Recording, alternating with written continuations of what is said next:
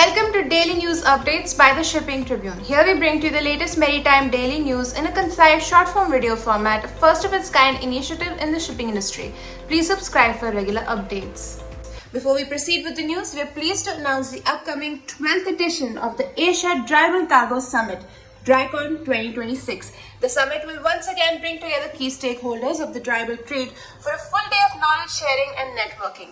We look forward to seeing you there. Make sure to register today. Freight market scenario by Saigal SeaTrade. The Asia-Pacific regional Supramax freight rates trended higher on April 23. The Asia-Pacific Panamax market freight rates were higher on April 23.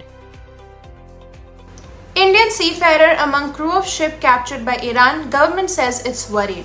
At least one Indian seafarer was among the crew of a vessel detained by Iran amid escalating maritime tensions in the Strait of Hormuz, prompting the government to be worried about the safety of Indian crew members amid reports of vessels coming under fire in the region. Two of the three foreign commercial vessels targeted by Iranian forces in the Strait of Hormuz on Wednesday had Indian crew members on board, the government said, adding that all affected seafarers were safe.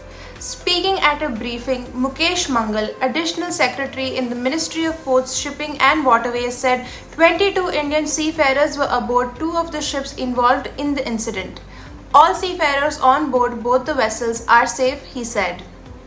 India's shift to US metallurgical coal won't shield steel sector from price shocks.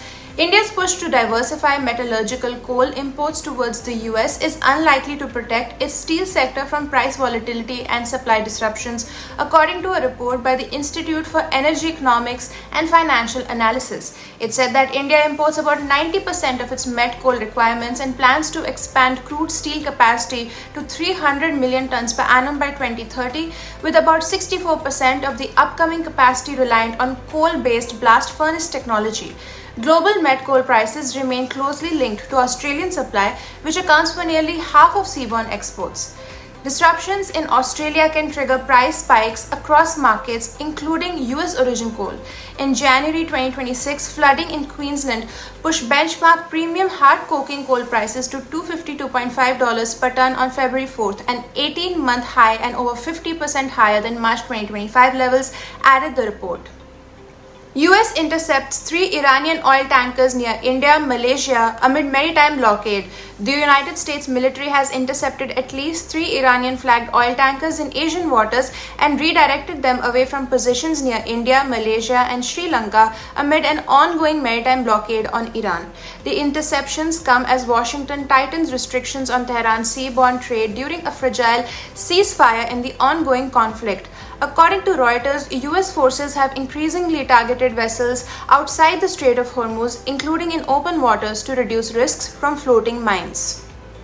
Oil prices up amid stalemate over next round of peace talks, continued blockade of Strait of Hormuz. Global oil prices traded marginally higher on Thursday morning as a stalemate over the next round of peace talks between the US and Iran persisted, with both countries continuing their respective blockades of the Strait of Hormuz. At 7:40 a.m., the June contract of Brent on the Intercontinental Exchange traded at $102.4 per barrel, up 0.48% from its previous close. The May contract of West Texas Intermediate on the NYMEX rose 0.59% to $93.51 a barrel. With the Strait of Hormuz shut for over 50 days, nearly one-fifth of global oil and gas supplies remain disrupted. Even a modest rise in crude prices threatens to inflate India's import bill and strain its economy.